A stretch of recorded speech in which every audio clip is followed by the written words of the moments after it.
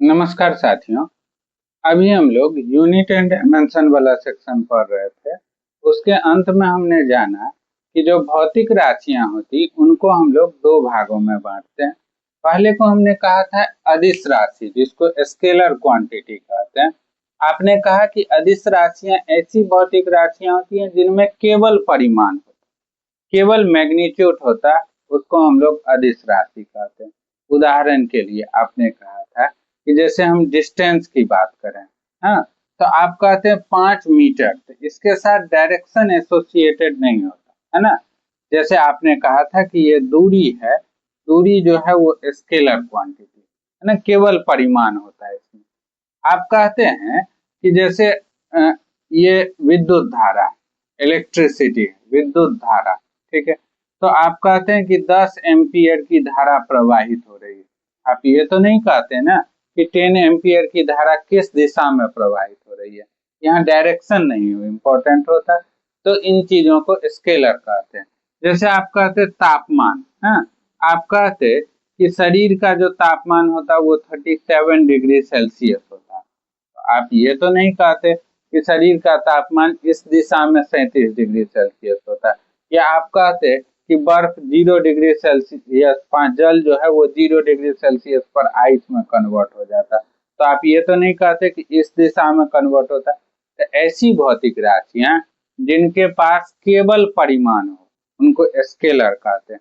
उदाहरण के लिए दूरी हो गया, चाल हो गया, आप विद्युत धारा कहते हैं, तापमान कहते हैं। ऐसी बहुत सारी भौतिक राशियां। और एक होता है सदिश, जिसको आपने कहा था वेक्टर, जो यहाँ पे हमें जानना था। वेक्टर किसको कहते हैं? जिसमें परिमाण तो हो ही हो, हाँ, परिमाण तो अति आवश्यक है। मैग्नीट्यूड, ठीक है, परिमाण तो होना आवश्यक है। जैसे परिमाण किसको कहते हैं? जैसे आप लिखते हैं ये 5 मीटर, तो मीटर क्या है? इसका यूनिट है, इकाई है। और 5 क्या है? इसका मैग्नीट्यूड है, जिसको परिमाण कहते हैं।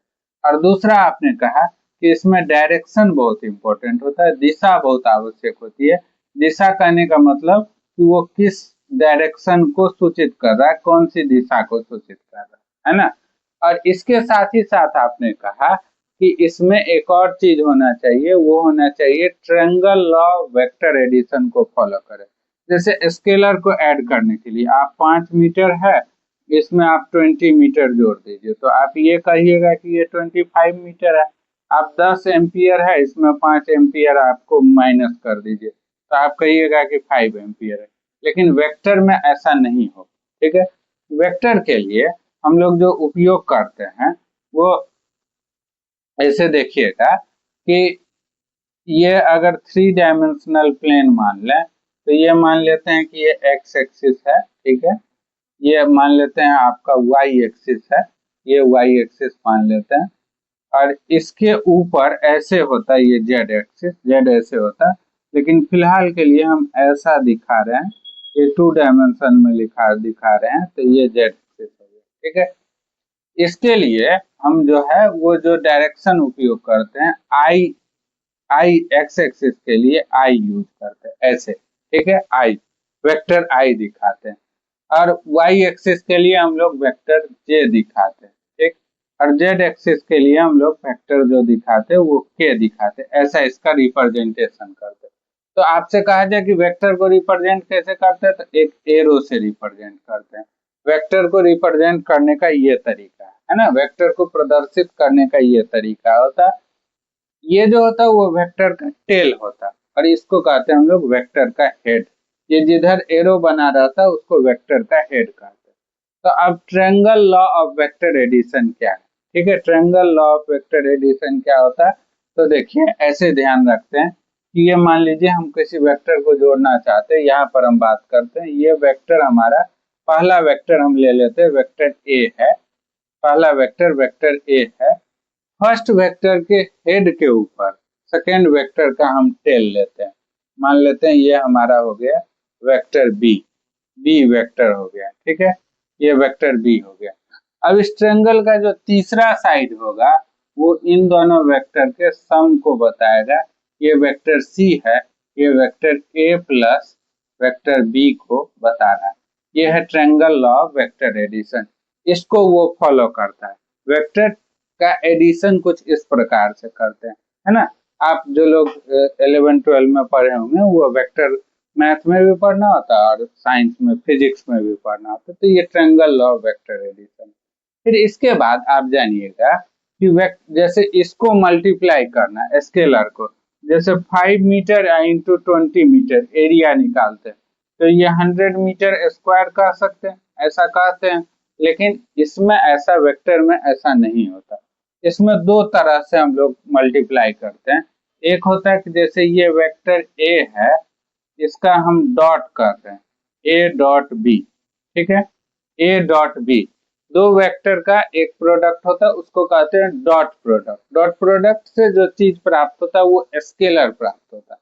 हाँ, ये होता है A B cos theta, A B cos theta, ठीक है, कॉस थीटा। अब क्या होता है ए बी कॉस थीटा, तो वेक्टर ए का मैग्नीट्यूड है ए, बी का मैग्नीट्यूड मतलब इसमें दिशा नहीं होगा, और थीटा क्या होता है वेक्टर ए और बी के बीच का एंगल, ए और बी के बीच के एंगल को हम लोग थीटा कहें, ठीक है। और ये ए क्रॉस बी होता है, एक अलग तरीका से हम लोग इसको मल्टीप्लाई करते हैं जिसको क्रॉस प्रोडक्ट कहते हैं। तो ये होता है ए बी साइन थीटा, और इसके साथ इसका डायरेक्शन भी होता है। डायरेक्शन कैसे निकालते हैं, तो जैसे ए और B sine theta, A vector A का मैग्नीट्यूड, बी वेक्टर बी का मैग्नीट्यूड, और थीटा क्या है तो इन दोनों के बीच का एंगल। और दो प्रोडक्ट के बीच का, दो वेक्टर के बीच का एंगल निकालने का तरीका होता है, इसको कहते हैं राइट हैंड थंब रूल। इसमें क्या करते हैं, जैसे वेक्टर ये है ना, वेक्टर पहला वेक्टर आई है और दूसरा वेक्टर है जे। पहले वेक्टर की तरफ ये हम चारों फिंगर को रखते हैं और दूसरे वेक्टर की तरफ इन सर्किल करते हैं। ये जो थंब का डायरेक्शन होता है वही क्रॉस प्रोडक्ट का डायरेक्शन होता है। जैसे जैसे आप इसको देखिए, वेक्टर आई है, क्रॉस जे निकालना चाहते हैं, आई क्रॉस जे, ठीक है, आई क्रॉस जे। तो वेक्टर आई जो है, एक चीज होता है उसको यूनिट वेक्टर कहेंगे। यूनिट वेक्टर क्या होता है, जैसे ये वेक्टर ए, इसका आप यूनिट वेक्टर निकालना चाहते हैं, ठीक है। तो इसका यूनिट वेक्टर होगा वेक्टर ए का magnitude, vector A divided by vector A का मैग्नीट्यूड, ऐसे हम लोग निकालते हैं ना। तो आई जे और के क्या है, यूनिट वेक्टर है। यूनिट वेक्टर जिसका मैग्नीट्यूड एक होता है, जिसमें केवल दिशा होती है, वो यूनिट वेक्टर कहलाता है। खैर ये थोड़ा हम लोगों को डीप में जानना है, इतना सामान्य जनरल साइंस में इन चीजों की आवश्यकता तो नहीं होती, फिर भी सामान्यतः जान लेते हैं कि जैसे हमको क्रॉस प्रोडक्ट का डायरेक्शन निकालना, यानी आई क्रॉस जे निकालना, आई क्रॉस जे। तो आई तो ठीक है, आई तो ठीक है, आई क्या है यूनिट वेक्टर है, इसका मैग्नीट्यूड कितना हो गया, एक हो गया, ठीक है। जे क्या है यूनिट वेक्टर है, इसका भी मैग्नीट्यूड एक हो गया। आई और जे के बीच का कोण कितना, तो ये 90 डिग्री पे, तो साइन 90 इंटू साइन क्या हो गया 90 डिग्री। अब इसका डायरेक्शन, इसके डायरेक्शन की बात करें तो हमने बताया था कि अगर आपको क्रॉस प्रोडक्ट का डायरेक्शन निकालना तो फर्स्ट वेक्टर की ओर ये चारों फिंगर को रखते हैं, ठीक है, फर्स्ट वेक्टर की ओर ये चारों फिंगर, सेकेंड वेक्टर की ओर इन सर्किल करेंगे, घुमाएंगे। जो थंब का डायरेक्शन होगा वही हमारा क्रॉस प्रोडक्ट का डायरेक्शन होगा। तो ऐसे हम लोग इसको घुमाते हैं, तो ये अपर की तरफ, तो ये के हो गया, इसके ऊपर है के एक्सिस थ्री डायमेंशनल प्लेन में, ऐसा होता है। तो इनटू ये हो जाएगा के वेक्टर के, तो आई क्रॉस जे क्या होता है के होता है। हम लोग जानेंगे इसके बारे में, अभी फिलहाल सामान्य विज्ञान में इन चीजों की आवश्यकता नहीं होती है। और इसकी अगर बात करें, डॉट प्रोडक्ट की बात करें, तो डॉट प्रोडक्ट में जो चीज प्राप्त होता है वो स्केलर होता है, ठीक है, ये हमें ध्यान रखना था। बस आप ये ध्यान रखिए कि स्केलर यानी अदिश राशि ऐसी भौतिक राशियों को कहते हैं जिनके पास केवल परिमाण होता है, जबकि वेक्टर यानी सदिश राशि जो है उसको कहते हैं जिनमें परिमाण भी होता है और दिशा भी होता है। साथ ही साथ ये triangle law of vector addition को फॉलो करता है। और फिर हम लोग वेक्टर का अलग मेथड है, उसमें उसके मल्टीप्लिकेशन के लिए डॉट प्रोडक्ट और क्रॉस प्रोडक्ट का उपयोग करते हैं। अब आगे हमें जो मेन पढ़ना है वो है रेस्ट एंड मोशन, जिसको आप कहते हैं विराम एवं गति। मोशन वाला चैप्टर, विराम एवं गति। इसमें कुछ फंडामेंटल फिजिक्स का आपको सीखना होगा कि सबसे पहले रेस्ट क्या होता है, मोशन क्या होता है, गति क्या होती है, फिर क्या होता है, इसमें क्या क्या जानना है। एक तो आप जानिए कि विराम क्या होता है, ठीक है। दूसरा, गति क्या होता है। अब अगर कोई वस्तु गति कर रही होगी तो वो कुछ डिस्टेंस ट्रेवल करेगी, तो सबसे पहले इसके बाद आप जानेंगे दूरी के बारे में। अगर दूरी हम लोग समझ गए तो इसमें एक चीज और होता है जिसको कहते हैं डिस्प्लेसमेंट, जिसको विस्थापन कहते हैं। अब कोई पार्टिकल चल रहा है तो कुछ किसी स्पीड से भी चल रहा होगा, तो हम लोग जानेंगे चाल क्या होता है, ठीक है। ऐसे ही यहाँ पे हमें जानना होगा वेग यानी वेलोसिटी क्या होता है, वेग क्या होता है। वेग के बाद हम लोग यहाँ पर सीखेंगे त्वरण के बारे में, एक्सीलरेशन के बारे में, है ना। इन चीजों के बारे में हम लोग एक एक करके जानेंगे। अब हम सबसे पहले रेस्ट की बात करते हैं, विराम की बात करें। विराम क्या होता है, रेस्ट क्या होता है। देखिए, कोई हम पार्टिकल लेते हैं, कोई वस्तु लेते हैं, समय बदल रहा हो, समय में परिवर्तन हो रहा हो, और समय में परिवर्तन के साथ वस्तु के स्थान में कोई परिवर्तन न हो रहा हो, तो इस पार्टिकल को हम लोग कह देंगे कि वो वस्तु किस अवस्था में, विरामावस्था में है, यानी रेस्ट में। जैसे मान लीजिए, आप एग्जाम्पल के लिए ऐसा समझ सकते हैं, हम इस मार्कर को यहाँ लेके आए, यहाँ पर रख दिए, ठीक है। रख के हम मार्केट चले गए, यहाँ आके देखते हैं ये मार्कर यहीं का यहीं रखा हुआ। तो हमारा जो टाइम था, हम काफी समय तक बाहर रहे, लेकिन इस वस्तु की स्थिति में कोई परिवर्तन नहीं आया, तो वस्तु किस अवस्था में है, विरामावस्था में है, अर्थात रेस्ट में। जैसे मान लेते हैं कि आप अपने टेबल पर एक बुक रख दिए, कोई बुक आपको पढ़ना था, बुक को पलट के आप रख दिए और आप चले गए खाना खाने। खाना खाने के बाद थोड़ी देर सो लिए, सो के फिर आते हैं, देखते हैं कि ये पुस्तक जैसा रखा था वैसा ही रखा है, मतलब उसकी स्थिति में कोई परिवर्तन नहीं आया। इससे यह तात्पर्य निकलता है कि वस्तु किस अवस्था में, विरामावस्था में, ठीक है। अब एक बात और समझिए, जैसे कोई वस्तु है, मान लेते हैं कि आप अपने उपयोग की कोई वस्तु है, जैसे आप क्रिकेट खेलते हैं, क्रिकेट खेलने के लिए आप बल्ला उपयोग करते हैं। आप बल्ला क्रिकेट खेल के आए और बल्ला को लाके कहीं पे घर के एक कोने में रख दिए। फिर आप जब अगले दिन, पूरा एक दिन के बाद फिर अगले दिन शाम में गए खेलने, तो वहीं से आप बल्ला उठा के जाते हैं, तो आप कहते हैं कि ये वस्तु काफी समय बीत गया, बीतने के बाद भी वह वस्तु किस अवस्था में थी, तो वहीं जहां हमने रखा था वहीं रखी हुई है। तो इस स्थिति को हम लोग कहते हैं कि पार्टिकल किस स्टेट में, रेस्ट में। हम लोग, लेकिन एक बात यहाँ पे आपके मन में और आएगा कि हम तो जानते हैं कि धरती चलती है, धरती भी अपने अक्ष पर घूम रही है, तो जब धरती ही घूम रही है तो कोई वस्तु रेस्ट में कैसे होगा। तो हम लोग अभी फ्रेम ऑफ रेफरेंस के लिए अभी जो हम लोग मान रहे हैं, हम ये मान रहे हैं कि धरती के सापेक्ष, मतलब धरती को हम रेस्ट में मान रहे हैं और उसके सापेक्ष हम देख रहे हैं कि वस्तु की स्थिति में कोई परिवर्तन अगर नहीं हो रहा है तो वस्तु किस अवस्था में होगा, विरामावस्था में। जैसे मान लीजिए कि हमारा ये एक्स एक्सिस है, ये वाई एक्सिस है, हम इसको ग्राफिकली रिप्रेजेंट करते हैं। इस पर हम मान लेते हैं टाइम को रख दे, इस एक्सिस पे टाइम को रखते हैं और इस पे हम दूरी को रखें, डिस्टेंस को रखें, ठीक है। ये है 5 मीटर। हम समय को बढ़ाते जा रहे हैं, टाइम बढ़ते जा रहा है।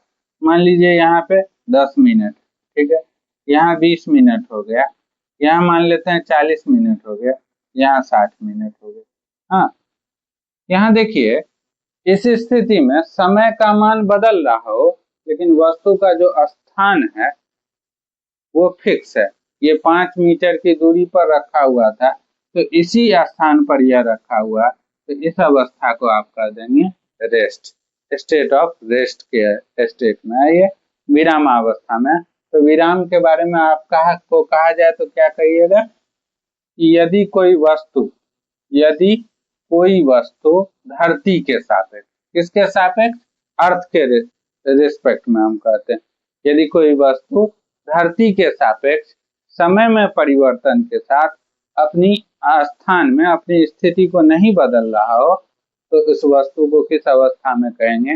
विरामावस्था में कहेंगे। तो आपको रेस्ट की परिभाषा पूछी जाए तो कहिएगा यदि कोई वस्तु समय में परिवर्तन के साथ अपने स्थान में कोई परिवर्तन न कर रहा हो तो इस वस्तु को हम लोग स्टेट ऑफ रेस्ट यानी विरामावस्था में मानते हैं। अब गति, गति का क्या मतलब हुआ कि वस्तु समय में परिवर्तन के साथ अपने स्थान में भी परिवर्तन कर रहा है। जैसे मान लीजिए कि यहाँ पे ये वस्तु, आप ये देखिए, मान लेते हैं कि ये 10 मिनट है तो वस्तु यहाँ पर है। मान लेते हैं कि 20 मिनट हो गया तो वस्तु यहाँ पे चला है। 30 मिनट हो गया तो मान लेते हैं कि वस्तु यहाँ पे आ गया। 1 घंटा हो गया तो वस्तु यहाँ पे आ गया। तो आप कहिएगा कि समय में परिवर्तन के साथ यदि वस्तु के स्थान में परिवर्तन हो रहा हो, वस्तु अपना स्थान बदल रहा हो तो वस्तु किस अवस्था में? मोशन में है यानी गति में है ना। जैसे मान लेते हैं, मान लीजिए कि कोई पार्टिकल है, मान लेते हैं वो धीरे धीरे सरक रहा है, चल रहा है। आप यहाँ पे इस वस्तु को ऐसे रखे, आप देखिए कुछ समय के बाद ये यहाँ पे आ गया, थोड़ा नीचे आ गया। इस तरह से आप कहते हैं कि अगर वस्तु समय में परिवर्तन के साथ धरती के सापेक्ष अपनी स्थिति को बदल रहा हो, अपने स्थान को बदल रहा हो, तो ऐसे पार्टिकल को आप क्या कहेंगे कि पार्टिकल इन मोशन है यानी गति में है। ठीक है, तो ये गति की परिभाषा हो गई। अब अगला चीज डिस्टेंस। डिस्टेंस क्या होता है कि गति कर रही वस्तु किसी भी रास्ते पर चलेगी। गति कर रही वस्तु जिस पाथ पर चलती, जिस रास्ते पर चलती, उसकी वास्तविक लंबाई को दूरी कहते हैं। मान लेते हैं कि हम ए से हम चलना प्रारंभ करें, इस रास्ते पर चले, मान लेते हैं इस रास्ते पर चले और इस रास्ते पर चलेंगे, इस रास्ते की जो वास्तविक लंबाई होगी, जो एक्चुअल पाथ लेंथ होगा, हम बी पर पहुंच गए, हम मोशन कर रहे हैं, तो इस रास्ते की जो वास्तविक लंबाई होगी, एक्चुअल पाथ लेंथ जो होगा, उसी को हम लोग क्या कहते हैं? डिस्टेंस कहते हैं यानी दूरी कहते हैं। दूरी की अगर बात करें, डिस्टेंस की बात करें, तो आपसे पूछा जाएगा कि ये स्केलर है या वेक्टर है, तो आप कहिएगा ये जो है वो अदिश राशि है। ये क्या है? स्केलर है, मतलब अदिश राशि है। क्या होता है दूरी? वस्तु जिस पाथ पर चलती, जिस रास्ते पर चलती है, उसके एक्चुअल पाथ लेंथ को, वास्तविक लंबाई को हम दूरी कहते हैं। इसका अगर यूनिट पूछा जाए, आपसे इकाई पूछा जाए, तो ये रास्ते की लंबाई होती है, तो इसकी इकाई क्या होगी? मीटर। इसका अगर आपसे डायमेंशन पूछा जाए, विमा पूछा जाए, तो आप कहिएगा इसमें द्रव्यमान का कोई टर्म नहीं है तो m का पावर 0, मीटर लेंथ के लिए तो l, और टाइम का कोई टर्म नहीं है तो t का पावर 0। अब परिभाषा तो आपको पता ही है, वस्तु जिस पाथ पर चलती, जिस रास्ते पर चलती, उसकी वास्तविक लंबाई को हम लोग दूरी कहते हैं। ठीक है, तो यह ध्यान रखिएगा। अब अगला चीज है जिसको विस्थापन कहते हैं यानी डिस्प्लेसमेंट कहते हैं। विस्थापन क्या होता है? ये वेक्टर क्वांटिटी होता है। विस्थापन की बात करें तो वस्तु चाहे जिस भी रास्ते पर क्यों न चले, है ना, किसी भी रास्ते पर क्यों न चले, जहां से चलना प्रारंभ की और जहां फाइनली वो पहुंच गई, उसके बीच का जो शॉर्टेस्ट पाथ लेंथ होगा, उसकी लंबाई को हम लोग विस्थापन यानी डिस्प्लेसमेंट कहते हैं। जैसे वस्तु इस पाथ पर चले या इस पाथ पर चले, किसी भी पाथ पर चले, ये हम मान लेते P1 है, ये P2 है, और ये, लेकिन इसका जो डिस्प्लेसमेंट होगा वो P3 होगा, क्योंकि ये शॉर्टेस्ट पाथ लेंथ है। न्यूनतम आपका दूरी होता है, ये न्यूनतम दूरी होता है। ठीक है, तो इसलिए आपसे पूछा जाए कि विस्थापन क्या होता है, तो वस्तु जिस रास्ते पर क्यों न चली हो, जहां से चलना प्रारंभ की और जहां वह अंततः पहुंच गई, उसके बीच की जो न्यूनतम दूरी होगी, उसी को विस्थापन कहेंगे। तो पहला बात ये ध्यान रखिएगा, ये वेक्टर क्वांटिटी है, सदिश। ठीक है, सदिश। दूसरा, इसकी इकाई तो आप कह ही सकते हैं कि चूंकि ये पाथ की लंबाई है तो इसके लिए मीटर होगा। और डायमेंशन की बात करें, अगर विमा की बात करें, तो मास का कोई टर्म नहीं है तो m0, मीटर लेंथ के लिए l, और टाइम का कोई टर्म नहीं है तो t का पावर 0। अब होता क्या है तो वस्तु जहां से चलना प्रारंभ करती है और जहां अंततः पहुंच जाती, उसके बीच का जो शॉर्टेस्ट पाथ लेंथ होता है उसी को हम लोग डिस्प्लेसमेंट कहते हैं। तो अब शॉर्टेस्ट पाथ लेंथ हो गया। तो अब ये देखिए, जैसे कोई वस्तु सर्कुलर पाथ में चल रही है, ठीक है, कोई अगर वस्तु वृत्ताकार पथ में चल रही है, हाँ, मान लीजिए ये सर्कल है, यहाँ से चलना प्रारंभ करी, जब ये एक पूरा चक्कर लगा लेगी तो इसका डिस्टेंस क्या होगा, तो इसका डिस्टेंस होगा इसका सरकमफेरेंस 2 पाई है। लेकिन डिस्प्लेसमेंट क्या होगा, जहां से चलना प्रारंभ करी और जहां पर अंततः पहुंच गई उसके बीच का शॉर्टेस्ट पाथ लेंथ क्या होगा, 0। तो इस स्थिति में इसका जो डिस्प्लेसमेंट का मान, ये आप इसके दूरी की बात करते हैं 2 पाई आर होगा, जबकि इसके विस्थापन की बात करें यानी डिस्प्लेसमेंट की बात करें तो ये क्या हो जाएगा, 0 हो जाएगा। तो एक बात और जानिए, मान लेते हैं कि ये ए पार्टिकल है, ये मान लेते हैं एक्स एक्सिस है, ठीक है, ये वाई एक्सिस है।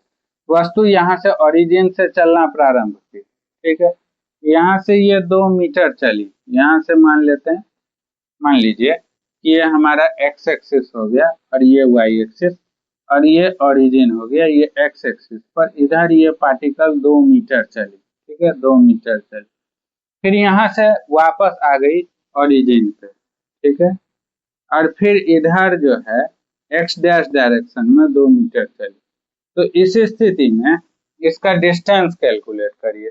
अगर डिस्टेंस कैलकुलेट करिएगा तो यहाँ से यहाँ ये 2 मीटर चली, फिर वापस आई यहाँ पे 2 मीटर 4 मीटर और फिर ये इधर गई, तो कितना हो गया 6 मीटर। यहाँ पे इसके दूरी का मान कहिएगा तो धनात्मक होगा, दूरी कितना होगा यहाँ पर 6 मीटर हो जाएगा।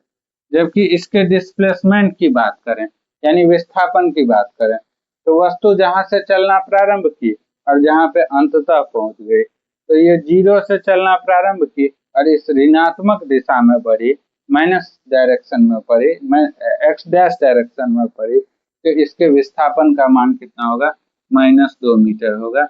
यानी यहाँ से आप ये कह सकते हैं कि डिस्प्लेसमेंट का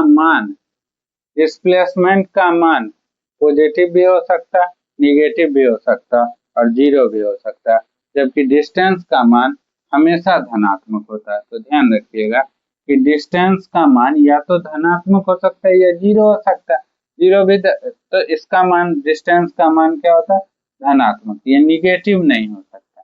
डिस्टेंस क्या होता है, निगेटिव नहीं होता, जबकि डिस्प्लेसमेंट का मान क्या होगा, ये आपका निगेटिव, पॉजिटिव और 0 कुछ भी हो सकता है। ये धनात्मक भी हो सकता है, धनात्मक भी हो सकता है, ये शून्य भी हो सकता है, 0 भी हो सकता है और इसमें इसका जो मान होता है वो निगेटिव भी होता है। तो आपसे कहे कि डिस्प्लेसमेंट निगेटिव हो सकता है क्या, बिल्कुल हो सकता है। आप जिस दिशा में वस्तु को ले जाना चाह रहे थे, अगर उसकी विपरीत दिशा में अगर वस्तु चले तो इस स्थिति में आप कह सकते हैं कि डिस्प्लेसमेंट का मान क्या होगा, निगेटिव होगा, ठीक है। तो ये डिस्प्लेसमेंट के बारे में आप जान लिए। अब यहाँ से आगे हम लोग बढ़ते हैं। अगर हम डिस्प्लेसमेंट के बाद स्पीड की बात करें, चाल की बात करें, तो चाल को कुछ इस प्रकार से दिखाया गया। ये स्केलर क्वांटिटी होता है और इसको कहते हैं, दूरी में परिवर्तन की जो दर होती है उसी को चाल कहते हैं। दूरी में परिवर्तन की दर, दूरी में परिवर्तन की दर को चाल कहते हैं। दूरी में परिवर्तन की दर को चाल कहते हैं, ठीक है, ध्यान रखिएगा। The rate of change of distance are called speed. दूरी में परिवर्तन की दर को हम चाल कहेंगे। अब ये क्या है, अदिश राशि है, स्केलर क्वांटिटी, अदिश राशि हो गया, ठीक है, इसमें डायरेक्शन एसोसिएटेड नहीं होता। अब इसकी इकाई की बात करें तो इकाई के लिए आप कह सकते हैं कि ये चाल बराबर क्या होता है, चाल के बराबर अब कहते हैं दूरी डिस्टेंस अपॉन टाइम होता है, दूरी बटा समय होता है। तो दूरी के लिए आप मीटर उपयोग करते हैं, समय के लिए हम लोग सेकंड उपयोग करते हैं। तो यहाँ पर आप क्या कहिएगा, मीटर पर सेकंड कह देंगे। इसके डायमेंशन की बात करें, विमा की बात करें, तो यहाँ पर मास का कोई टर्म नहीं, m0। मीटर किसके लिए, लेंथ के लिए l। इसके लिए L लिख दीजिए सेकेंड टाइम के लिए, तो t का पावर -1 यानी m0 LT का पावर -1 होगा। तो इस तरीके से हम लोग स्पीड के बारे में पढ़ते हैं। फिर आगे वेलोसिटी क्या हो जाएगा, वेक्टर क्वांटिटी होगा। वो क्या होता है, विस्थापन में परिवर्तन की दर। तो इसी तरीका से हम लोग आगे जाएंगे।